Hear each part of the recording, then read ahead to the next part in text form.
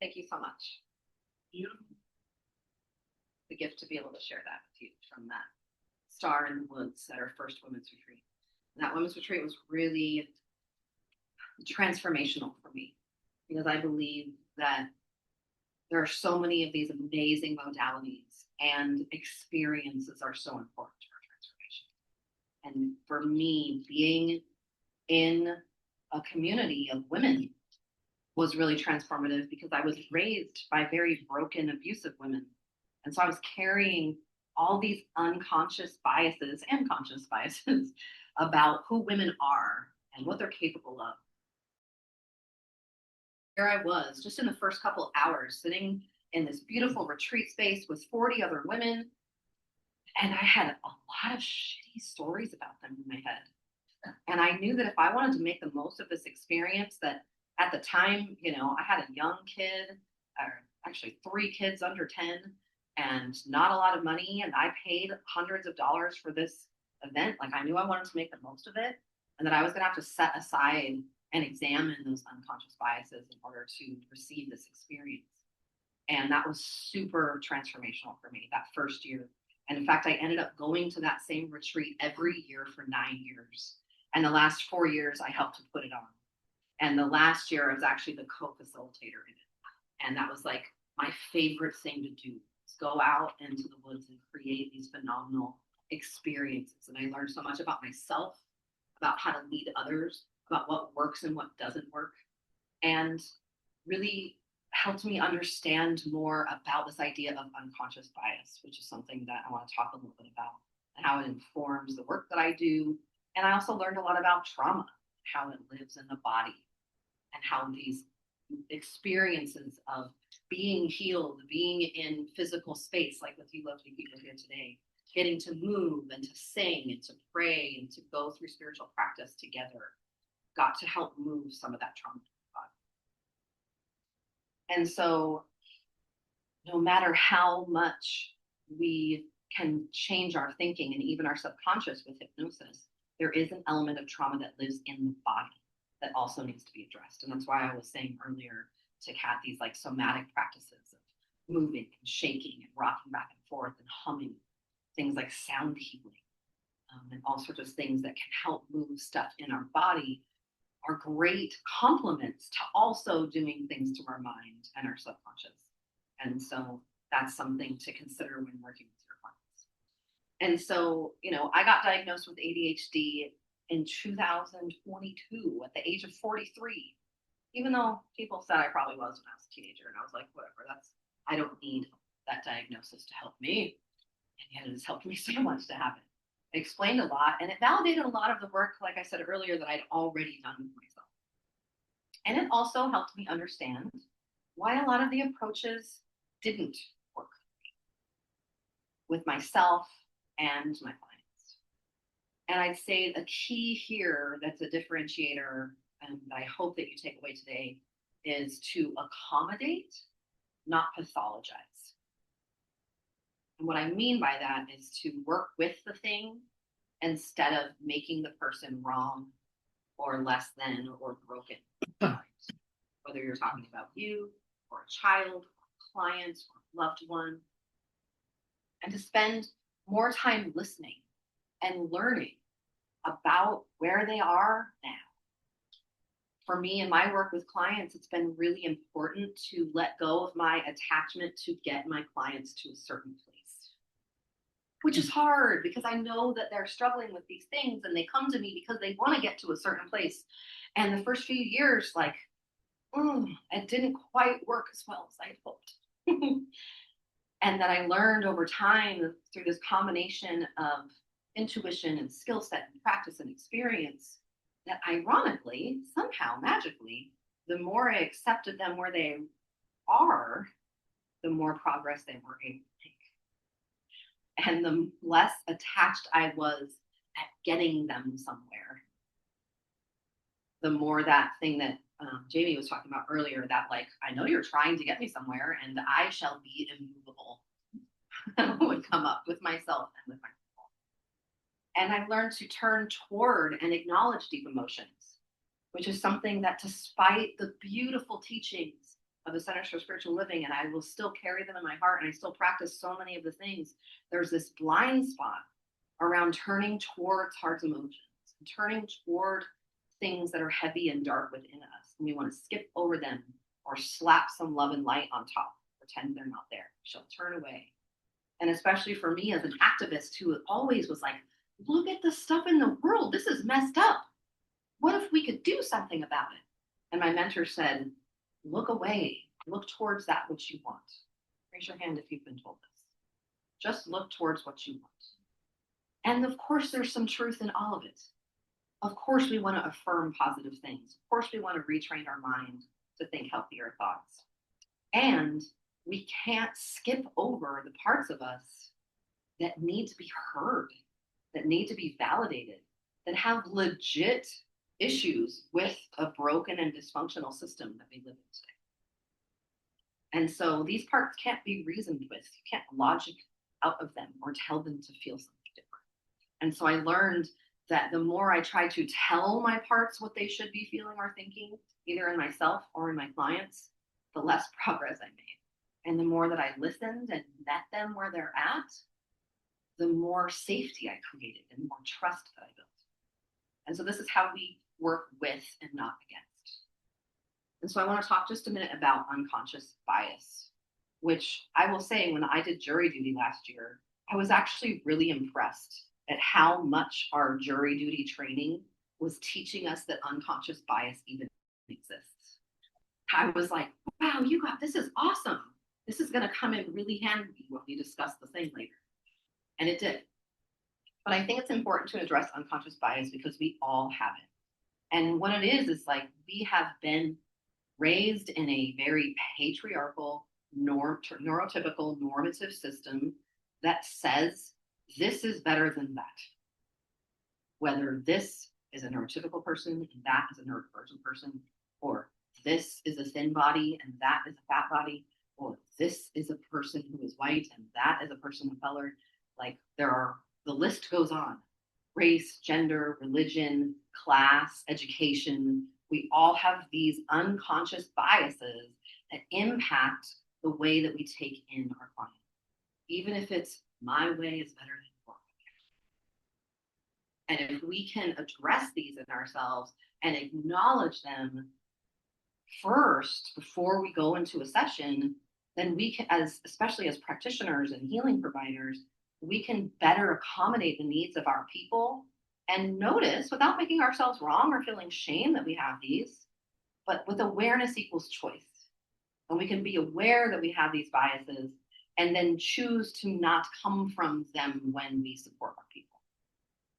Or choose to help them acknowledge the unconscious biases that they have that might be building up shame in themselves or causing them to be overly critical or comparing themselves to people who our culture has determined are better, and that causes a lot of shame.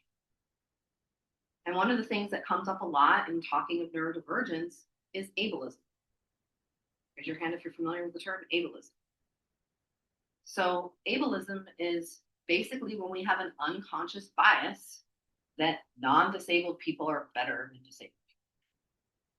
And that comes out in how we treat anyone who comes into our world who might be differently able to be. Whether that's because of how their brain works or because of how their body works or because of how their emotions work. And so this can come across as pitying or condescension, thinking that you know better. An example of ableism is like congratulating a disabled person who completes the same task that you wouldn't congratulate a non-disabled person for. That's an unconscious bias that can come across kind of crappy to our people, right? It also comes back to accommodation, not accommodating a disabled person's needs or determining what their needs are for them. And so this comes down to this belief that needing accommodations equals incompetence. This unconscious bias that if we need accommodations or your people need accommodations, they are incompetent or less than. And so I just want to say, presumed incompetence really takes away from people's autonomy. And presuming what accommodation someone needs also takes away from their autonomy. And so really communicating with your people, not treating them like a child, even maybe they are a child, and still letting them have the autonomy to make their own choices, to help you decide what is best for them. And especially for working with adult people, it can be a violation of trust and safety to assume that we know what accommodations people need or to have unchecked unconscious bias. Now, I just want to say that I am not doing that thing I just talked about where I said having unconscious bias is bad and not having it is good, because that's not a thing. This isn't a judgment, and this is not to add shame to anyone in this room. This is an opportunity to be more aware, to make better choices, and to be in a position of learning so that now you know that this thing exists. When it comes up, you can be like, oh, that's that thing that Starr was talking about. Yeah, how can I do this different? And trust that you're going to mess up and that your people will let you know, and that you can rebuild trust by noticing that and communicating that. Oh, you know what? I think this is my unconscious bias show. Let's do that again. Can we redo this? Can I meet you in a different way? And so you can acknowledge that we all have different ways of processing information. You know that Tish was talking about that earlier. Personally, I'm a visual and kinesthetic processor. I'm not a very good auditory processor. I'm a vocalist. I will listen to a song for 20 years and not know what the hell they're saying. Just this morning, my husband was singing a Nirvana song in the kitchen, and I'm like, that's what he says right there? Really? Like, if I don't look up the lyrics and follow them. I've been asked to sing songs at a wedding, and I'm like, I better look up those lyrics. That's what they said right there. Oh, I'm so glad I looked that up. That would have been bad.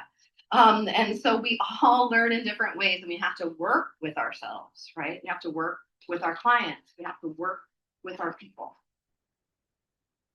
And so it does take time to unlearn the paradigms of our culture. And I would say that's something that really sets me aside from a lot of the practitioners that I see. And not to put myself above, this is not a supremacy thing, like I'm better than they are. You know, I'm not doing that black and white thing again. But just to say that I've spent my entire life being really, really curious. This is where my super fixation and hyper focus and going down the rabbit hole of why is society the way that it is? And what is at the root cause of all of it? And how can we change it? And it has a lot to do with belief. It has a lot to do with bias. It has a lot to do with stories and narratives and all sorts of things that I don't have time to talk about today. But I will say that I bring that into the work that I do with people. And it's a lot of questioning. So what you said is this and this and this. I'm wondering if that's true. And not only questioning if it's true for them as an individual, but bringing in our culture believes that it's true. So of course you think this way. And what if that's not the truth? And can we heal that unconscious bias? Can we unlearn this pattern of the brain that believes that men are better than women and rich is better than poor and educated is better than non-educated or whatever the thing is? And then can we see how that's actually creating shame and trauma in our bodies? And then can we replace it with something better, which I know is what hypnotherapy is also all about. And so I created, and if you've read any of the stuff that went out in the journals and the emails and the articles about this talk today, I promised that I would share this with you. And this is specifically for the other business owners in the room. But if you're not a business owner, I think that this can help you too. So I created what I call the 6 phases of healing your leadership. And this is what's on the back of your handout notes. And so I will walk through those 6 phases with you pretty quickly, because we want to also get into demonstrating this thing that I do so that you can see it in real time. But these are the steps that I took on my own journey. And every client I have walked through these phases has found that when we're doing this unlearning unconscious bias process, that they kind of naturally lead into each other. So like when we're done with phase 1, they go, this has really been coming up for me now that we worked on that. And I go, oh, that's perfect, because that's the next phase. And so it's been really nice confirmation that this is kind of how our societal programming, our brains naturally work. And so this creates like a comprehensive framework with which to heal unconscious biases towards self, towards our businesses, and towards others, replacing them with a more holistic and aligned approach. And so, y'all ready for me to briefly share these 6 phases with you? Okay. So phase number 1 is power, which also is about foundation, especially if you're building a business. And so this is really where you look at your relationship to power and authority, right? And I know in leadership, this is a really big deal because we tend to have this idea that leaders are on a pedestal, that leaders are above us, that leaders know better than we do. And we give our power and authority away to leaders. And I am not a fan of this style of leadership. That doesn't work for me. As you can imagine, the rebel that I've shared with you today, that is me. But really, if we look back at the history of this, it comes from religion, because we put the priests closer to God than the masses, and we had to go to the priest to get connected to God. And so there's this, we all have this relationship with power and authority. And so the first phase of healing is to heal power wounds, unlearn toxic power narratives, to work with our divergence instead of thinking that a neurotypical way is better. And it's really about leading yourself kindly and effectively so that you can get into action shame-free and prioritize play and honor all your parts like I was doing. And so that's phase 1, it's power, which is really about foundation. So phase 2 is vision. Vision, which is really about purpose. So each one is going to have this is the thing, and it's also kind of really about this. You know, I'm a neurodivergent, I can't just say one thing. And so this is really about releasing roles that no longer serve you, bless you, so that you can effectively lead your business. This is where you align your tasks with your big why. Whenever I'm working with business owners, I always come back to, but like, why? Why are you really doing this? What is the thing that calls your soul forward? Because when stuff gets hard and things aren't working the way that you want them to, and you're not seeing the results that you want, you're going to need to know what your why is. That's why most businesses have a mission and vision statement, because that's the big why that helps them make decisions, that helps them come back to, should we do this? I don't know, is it in alignment with our vision and our purpose? And the same thing, especially if you're a solopreneur, you got to have that big why to get you off the couch when you just want to give it all up or collapsing under the weight of the world. And this is where you can dip into your dreams and set yourself up for success with a realistic path forward. So phase 3 is selling. And in neurodivergent style, there's a bunch of words that go next to that one, because it's selling is also about money mindsets. It's also about receptivity. And a really fun word, reciprocity. Right? And so selling, the third phase, is like really curating your courage to sell your stuff, to get out there, even if you have a rejection sensitivity dysphoria, like me. And so this is where, you know, where you learn how to lead your clients, your potential clients, through soul-aligned and ethical selling. So many of the people that I work with struggle in this area because they don't want to seem salesy, they don't want to seem gross, they don't want to seem pushy, and then they actually pull back, and they're not this strong leader that your potential clients need to decide if they can lean on you and you're not going to follow. And it doesn't mean that you're trying to convince them to do anything they don't want to do, but they need to know that you can stand with them in the fire of deciding to invest in themselves by saying yes to a healing journey, which is a big deal. It's vulnerable and scary to say, yes, I'm worth it. I'm going to do this. I'm going to dive in. And they need to know that you can stand there with them in that, while also remaining detached from the outcome and being ethical. And so phase 4 is time, which is also about energy. Phase 4 is time, which is also about energy. So it's like, you've adjusted your relationship with power, you're clear on your vision, you know how to sell stuff, and now you got to manage your time and your energy so that you're, you know, managing all those tasks, knowing what to focus on and when, making sure that you are setting up time in a way that works with and for you. Like me, setting myself up, like telling myself I needed to leave the house 15 minutes before I needed to today. which I still have to do. And this is about leading yourself into progress and leaning into who you are as you schedule your weeks and your months and your years. I actually, in November, plan out my entire work year. Well, first I plan out my vacations, and then I plan out my entire work year around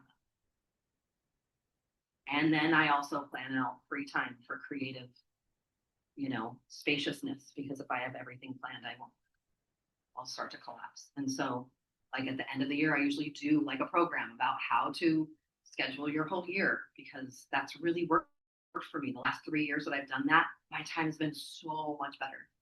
And there's some room for flexibility. So I teach about how to do that. Phase 5 is one of my favorite words. It's in the title of my program, flow. And that's a whole other rabbit hole that I'm not going to get into today. But what it's really about is alignment, right? And the way that I like to see flow is it's this combination of structure, like the river needs the riverbanks, or else it would just be water on the ground, right? And then surrender, like there needs to be a path forward, right? You can't have too much structure or there's just a dam. This is where we connect with the divine, or we allow ourselves to be this creativity. And then drive, going back to that purpose and that vision. We need the drive to move forward, make things happen. This is where we co-create sustainability, their higher self, our human self, and the planet. And also aligning with like pleasure and fun, and satisfaction and fulfillment, so that it's not all a drag. And then the final phase 6 is momentum, which is really about systems. Because in order to build momentum, in order to keep things going, you're going to have some systems for the repeatable things that happen in business. Or every time a new client is like, so how do I work with you? You're like, how do I get on your calendar? And that stops momentum in its tracks. It's really hard to build momentum if you don't have some systems. And that's where I love nerding out with people and creating systems that work for them. Some people want to be fully online and have all the sales funnels and all the things. And some people are like, I hate online. Please don't make me go there. How do I build a practice anyway? And everything in between. Some people want huge stages and helping millions of people. And some people are like, I just want a sustainable practice with like 10 clients. And it's like, you can build systems that meet you where you're at. You don't have to fit yourself into someone else's box. And so these are my 6 phases of healing your leadership. I hope they've been helpful for you. I hope that they help you see kind of the steps, the phases that you can go through. And then in my deep dive year-long program, I actually let people go through them twice, because there's so much that I present that is outside of the box that most people look at, that it's like, whatever you grab the first time, I don't want you to feel scarcity, or my people to feel scarcity that they're not going to get it all. So it's like, cool, you just went through these, and let's go through them again, because it's a spiral, not a line. And I go through these over and over again in my own way. And so if you decide to take me up on the Flow and Grow Collective 1 month free for the toe dip level, July is like we're starting over at the top. We're starting over with power. And so that also impacts the trainings that I do at the toe dip level.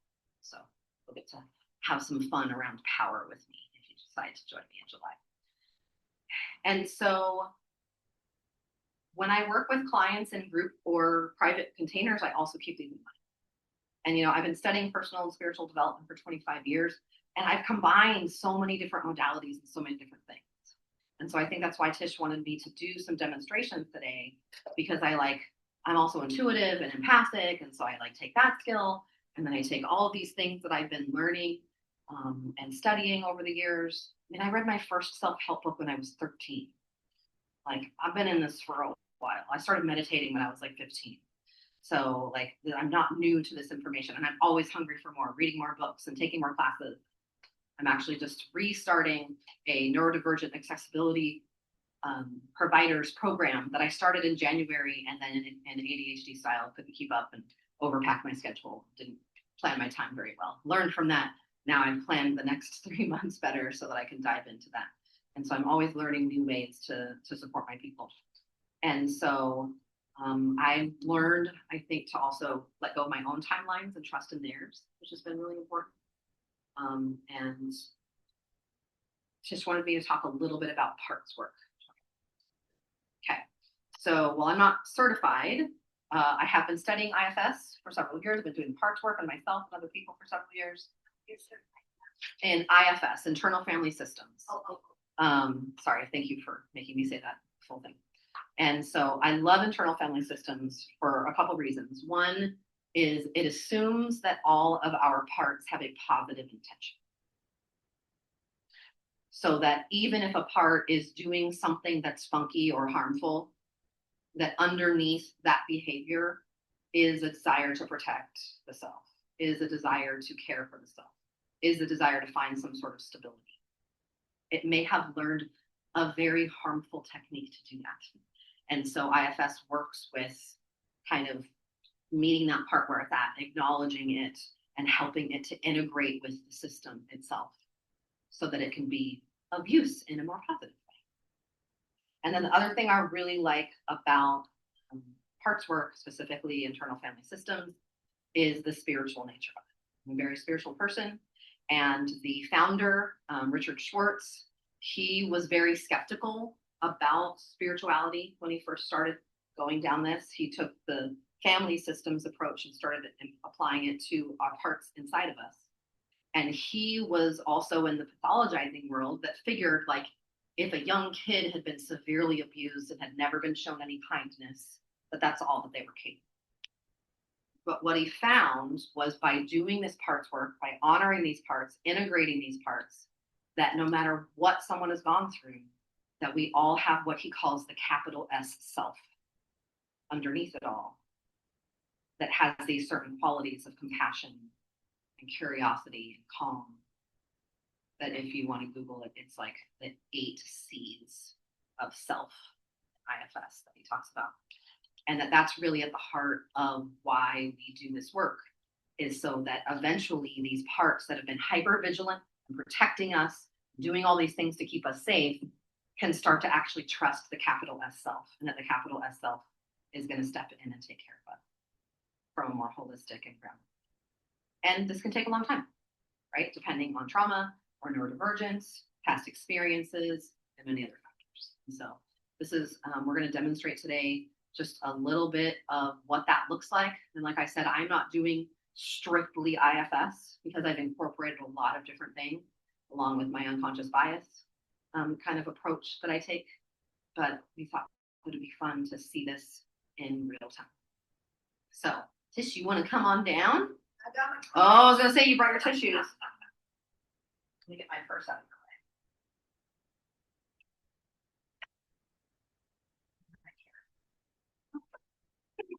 All of it, right?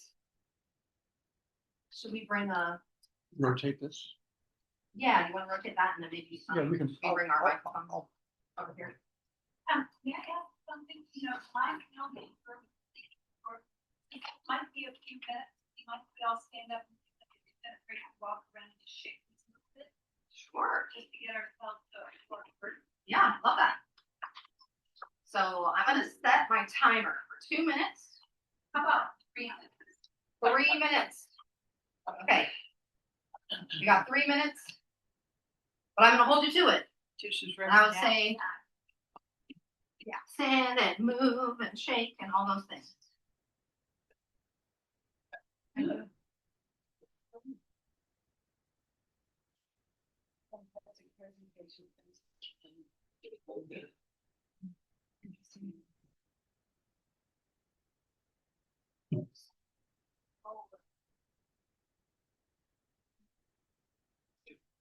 That's okay. Yeah. That's all right. Because I don't remember either. It'd be better. You want to hold the words down? Yep. I love it. I've gotten kids. You want to put those? Well,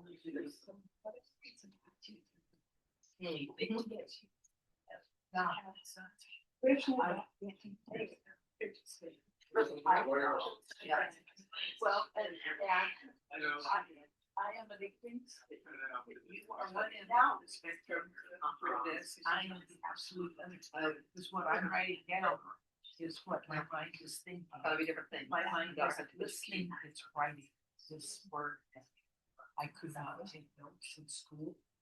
I could sat and pay attention to the teacher. And read whatever I was supposed to do. If I got around to reading it, because I paid attention and gone through. And here's the absolute opposite. Sit there, do it, and I mentioned every word on that Thank you page. to those listening in. It's involved in the hearts and the flowers and this is involved, this is, it has gone straight through. And Anne got caught in the bathroom. Where mine never got caught in the bathroom. Yeah. That's, it's a beautiful thing, yes. I have had, I have my best friends from high school is that, we're exact opposites. Health-wise, yeah, she's short, I'm tall, color-wise, everything about it is like ours. And I've never seen anybody. It's been fascinating. I'm not, reading over your shoulder because I can't. My eyes are to see somebody that can do that. And like when she. So interesting, so interesting. So. Couldn't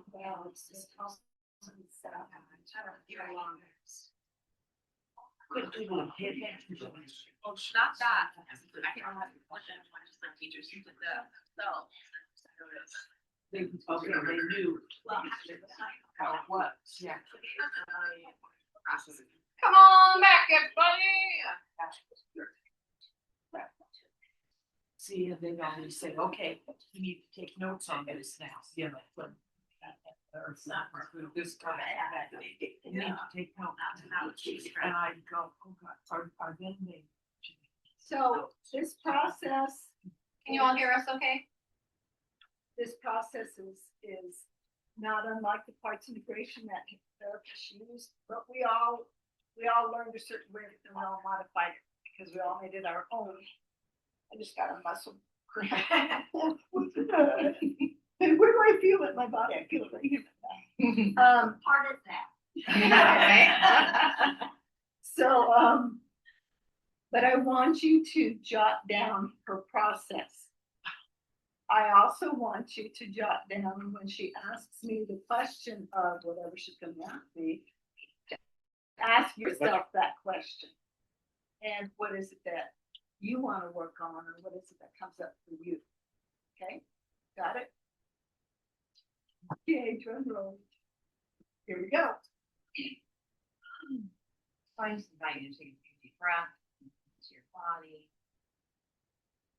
noticing anything that might distract you from time, stepping outside, trusting it to be picked up again. With each breath, more fully present. This time, this now, this moment. You're ready.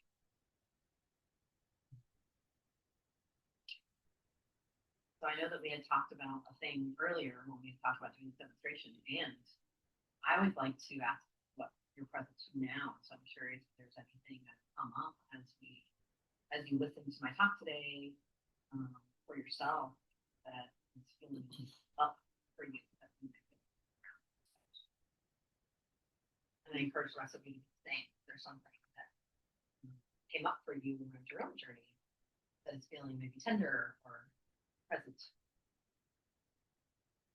It's still the same kind of issue, and that's time management. Knowing I have all these things, knowing I should be doing. For me, it's time management. Knowing I should be.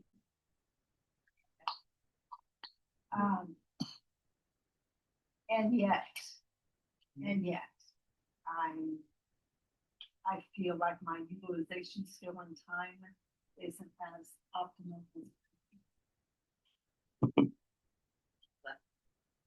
So you use the word should several times. I do. curious if you feel into the part of you that likes that word. Do you have an idea about that particular part? Or that maybe has been trained that that's an important Yeah, word? it's more trained. I don't actually like the word, because it's block. Doesn't motivate me. But it's also something that we're told, I should, you know. Yeah. So are you looking to connect with that part that's really well trained and shoulds? And shoulded? Should put a list. Yeah. How do you feel towards that part?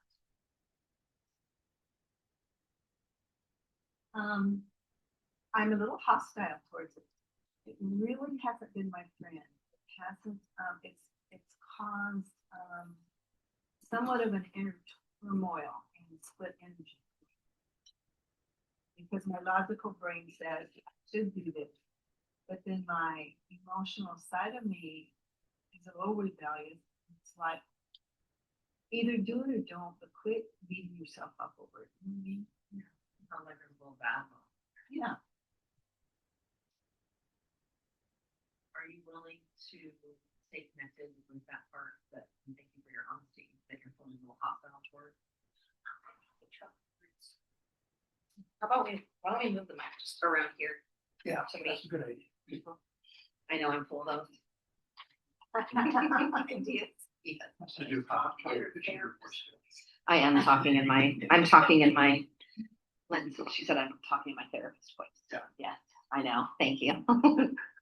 So I'm wondering if you'd be willing to connect with the part of, or can stay connected to this part of you that you feel slightly hostile towards, that has been so well trained and should.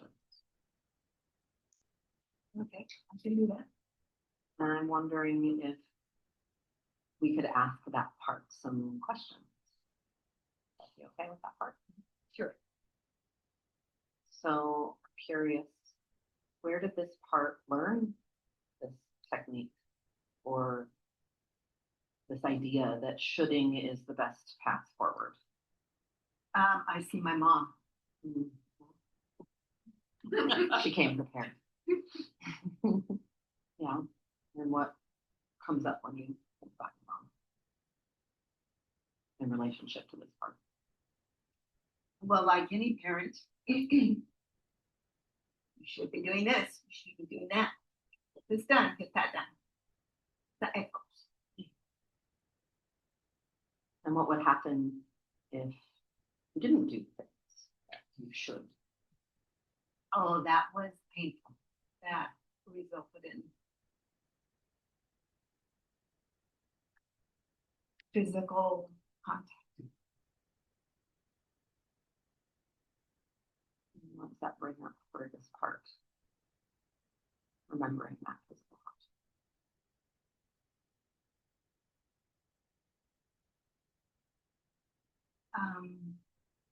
Well, obviously it's unpleasant, and painful, but it also, my mechanism for handling that was isolating, separating myself. And did that work? Most of the time.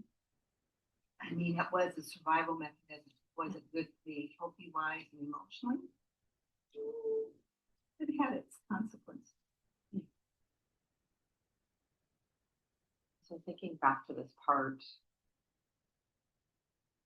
I imagine that these shoulds that it's so good at reminding you of, it was well trained, but there were pretty severe consequences if you do shoulds. I wonder if you'd be willing to turn toward that part, acknowledge it for trying to keep you safe.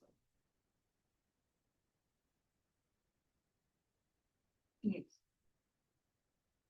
I can. I see it.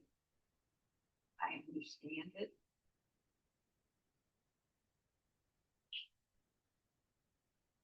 And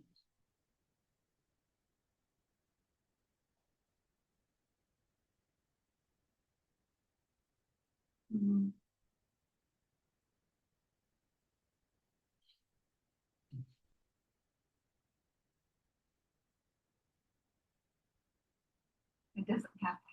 trusting. I mean, there's a part that's logical, organizational wise, makes sense to do.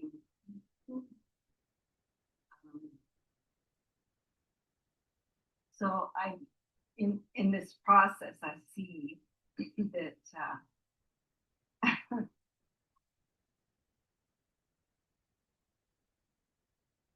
my resistance is the child that finally gets to be stubborn and rebellious without consequence.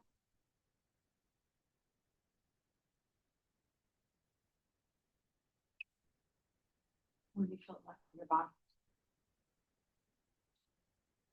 Chakra, relationship. Do you mind putting your hand there? Breathing in that space for a minute.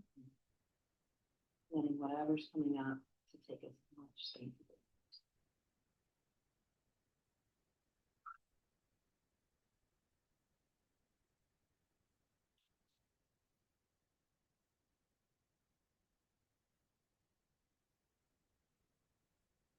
What would it be like? And you don't have to. We're just curious what it would be like to towards this part, just a little bit, like a 0.5%. Yeah. You can still be angry at this part if you want to, volatile toward it. Just soften, just a tiny little bit.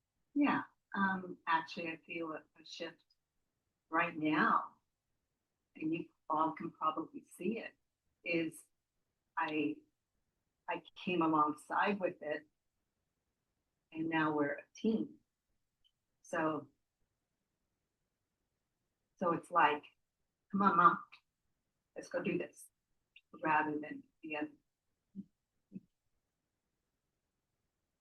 What would it be like to just acknowledge this part that it's been super diligent for decades, trying so hard to say all the right shoulds so that it could stay safe? Maybe offering it some appreciation for that diligence. Did a great job. Utilize my stubbornness. And I'm wondering if it might need a reassignment. Because it sounds like it's got a good skill set. And it's ready to help and jump in as soon as you kind of spend some time with it.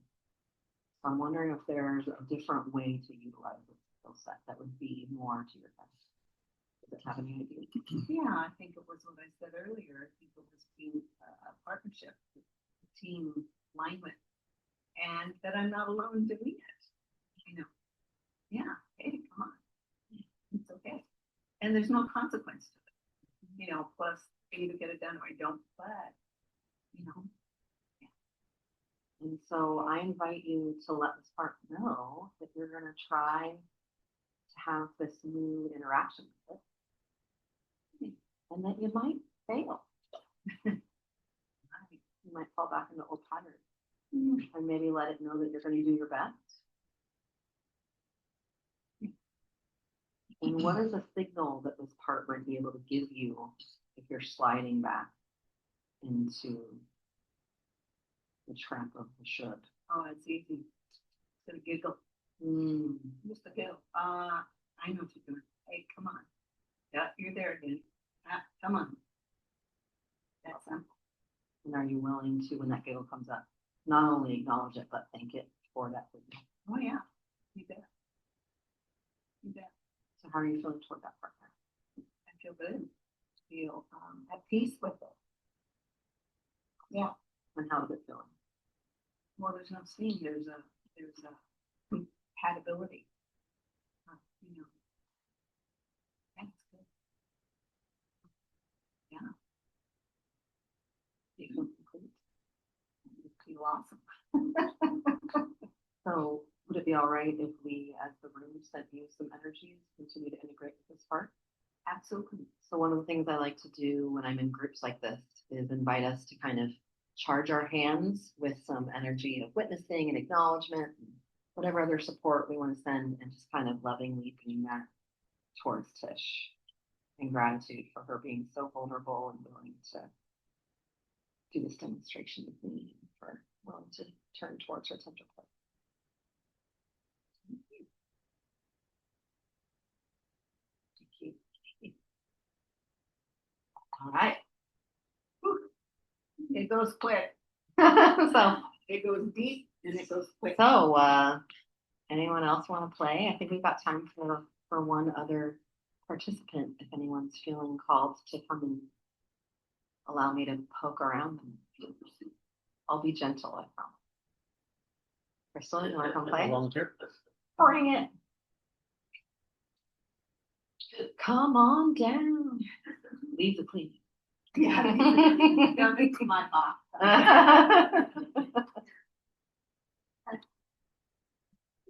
Thank you for your love. That little counter show there.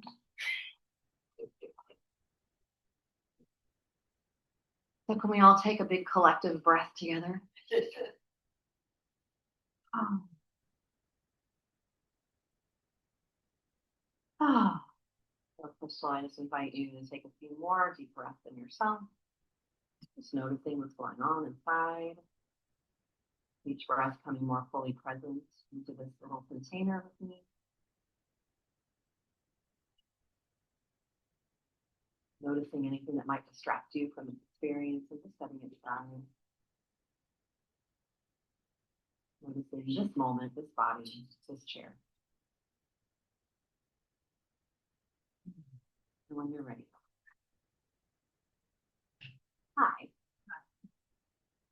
So I'm curious if there's anything that came up for you today that thought would be useful to get some Starr flavored support on. Thank you. It's deeply desiring how I can best communicate with and support my 19-year-old son, who's very neurodivergent, and I'm neurodivergent, and we are at very different levels of our consciousness and development, and that's the main thing I want support with. And so I'm curious, when you think about that relationship with him and that desire to have things be different, where do you feel that in the body?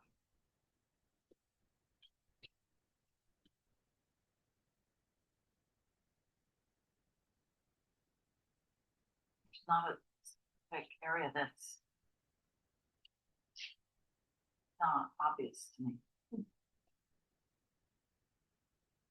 Are you able to connect with the part of you that desires that the most? I think consciously I can acknowledge that there's something in me that I think the word would be fear. I fear his reaction. Are you able to connect with that part? Yeah, I can connect with that part. Yeah. And how do you feel toward that part that feels fear? I think the word would be I just yearn to know if there is a solution or a way to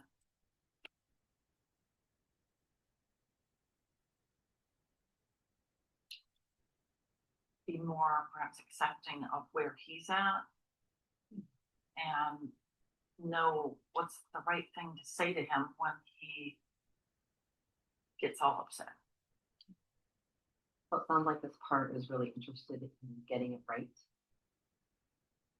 Yeah, I think that's it. And so if you imagine like, okay, this little squishy brain is the part of you that really wants to get it right. Wants to say the right thing, to get the right reaction, to have the right outcome. So if you think about that part over there, how do you feel toward that part when you think about that part of you that really wants to?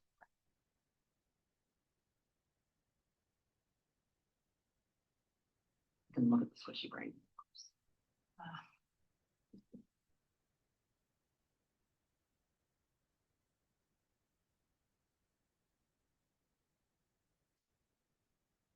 I think it's a compassion. It's a deep compassion, but there's a sorrow connected to it because I'm not getting the results that would feel successful. It feels like failure. How's that feel? And that's the sad part, because I feel deep in my heart that I'm coming from a loving space. I feel I've gone above and beyond to be the best possible mother to him.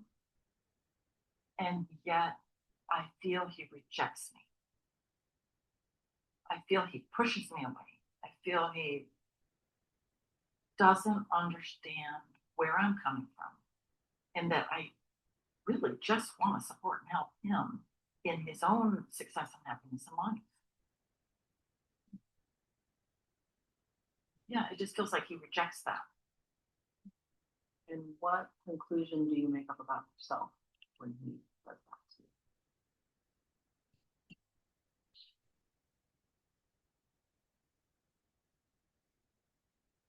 I just feel like there's something I just haven't quite understood, or something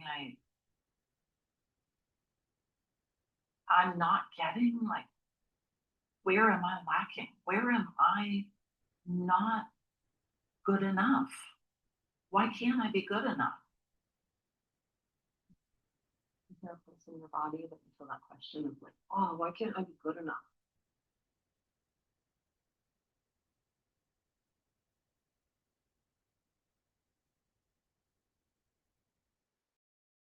And I noticed that earlier when we were looking at it. just sort of this yearning, this deep need to have this more ease and acceptance of where he's at and where I'm at. And logically, I can talk myself into that. But I think on some level, there's still something going on there that needs adjusting. I'm gonna invite you within further. When you put a hand or two in your head Mm-hmm. and just connect with that voice that says, I just need to do it good enough. Am I good enough? Can I figure out how to do this right? How do I get him to see that I'm coming from a good place? Just notice whatever else is in there. Feel free to say any other things that part of you is saying. Just put your attention to it.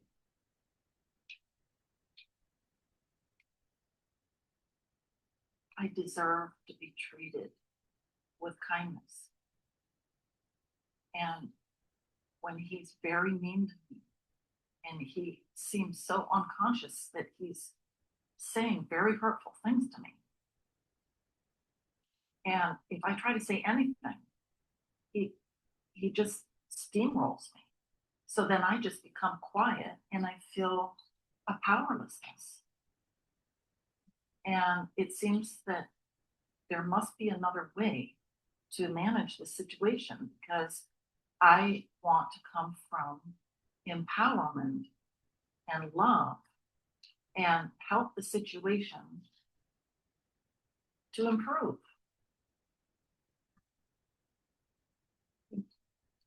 I'm going to give you an idea to try on, like you're trying on a dress. See if it fits. Have to take responsibility. But what if, no matter how you say things or what you do, you can't change how he's showing? Right?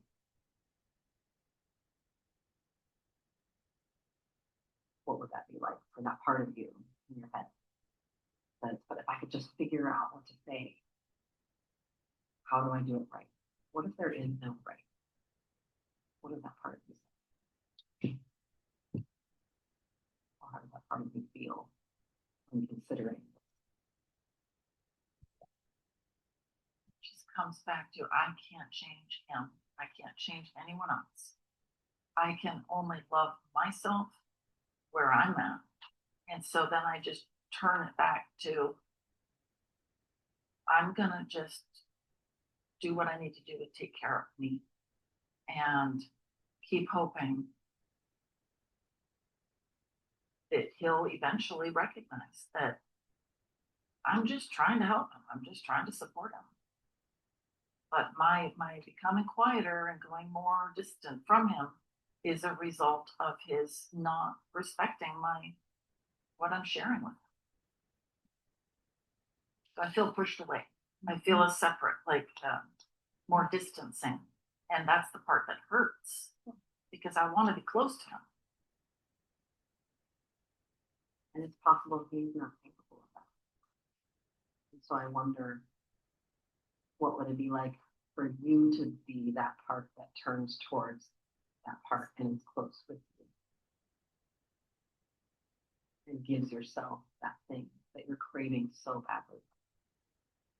Maybe even turning towards yourself in a way to say, like, I see how hard you're working to do this right. I see how intentional you're being and saying the right thing, coming across the right way. I feel your desire to make this work. And it's possible no matter what you and this part do, might not work. That has nothing to do with you. What does this part of you think about that? I mean, it's probably, sad. What Yeah. else? It's sad, and I'm trying to understand, well then, what about healthy boundaries? How do I demonstrate healthy boundaries? Well, healthy boundaries are things that you do for you. There are things that you uphold for yourself.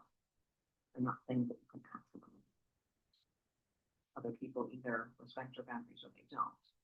But a request of someone else's set down. Boundary is something you are either willing or not willing to touch. So he gets to choose what he gets to choose, and then you get to decide how you'd like to respond to that.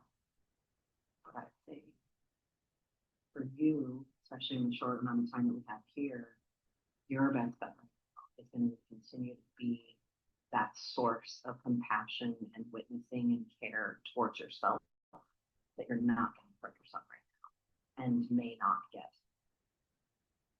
Because there's no magic button or magic wand. You do not have the my son remote control. As much as there's a part of you that would love to be like, if I just put the batteries in here, if I can push the right button, can I get this thing to work? And lovingly turn towards that and go, I know, sweetie, wouldn't that be great? And it's not a thing. And so what are we going to do about it? Based on what is right now. And give yourself so much love and appreciation and acknowledgement for all the hard work that you put in to be the best mom you can, the best communicator that you can, to work on your own energy, to come from the cleanest place possible. And that none of that may ever get acknowledged by yourself. But you can acknowledge that in yourself and turn towards that part of you. Give that little you the love and the acknowledgement and validation that she needs to be like, I'm trying so hard. Great job.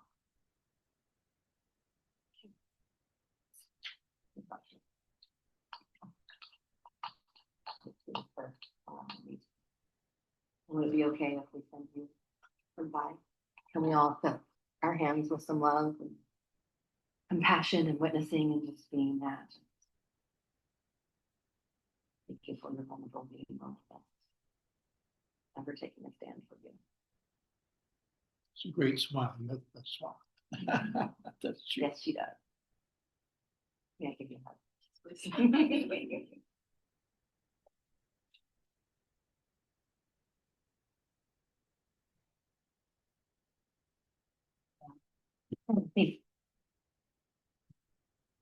So, I'd just be curious, raise your hand if you've got something for yourself as an individual from either one of those, and then raise your hand if you got something for yourself as a practitioner. Awesome. My job here is done. Then before we finish up, I would love to just take a couple minutes. I would love to ask y'all for your feedback. This helps me to be a better practitioner, a better speaker, a better leader. And so I'd love it if we could just take a few minutes, like we'll collect these, to fill these out. They can be anonymous, or you can check the stuff at the bottom and let me, if you want to stay connected. Pass this along. Yeah, thank you. Thank you, Judith. Starr, we want to thank you Glenn, you put the. for you sharing. Here. No. Station's fine. But Make it really tough, so I feel like I'm really tough. So we want to thank you for all your sharing and wisdom. That was awesome. Give her a hand, folks. Come on.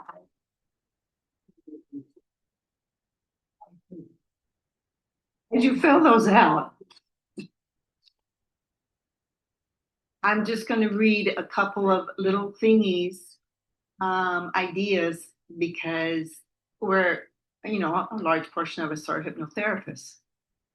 And so it's like, well, what can we do? How can we do whatever? And it's actually listed in the journal that Glenn and I did that we're proud of. And but the parts integration, which was just demonstrated, and NLP are two techniques that are really strong in working with just about anybody, as you can see. But when we're utilizing the information from our clients, then we can keep in mind of, and we have it listed here right off the bat, shame. So we can deal with shame. We can deal with stress, deal with habits, attention, improve sleep, okay? Self-esteem, relaxation, competence, lower depression and anxiety. All these things are skills that we have that can assist. Couple of tips: use shorter session times. Be mindful of it. Chunk it down. So not all this big stuff, little steps at a time. Let them fiddle and move. Don't correct them. Use physical inductions. The arm, big one. The book, but you know, things that they can move and do. Use their interests, and you can practice and utilize fast hypnosis. So those are just some ideas to help us be more efficient in dealing with anybody. Okay, so there you have it. So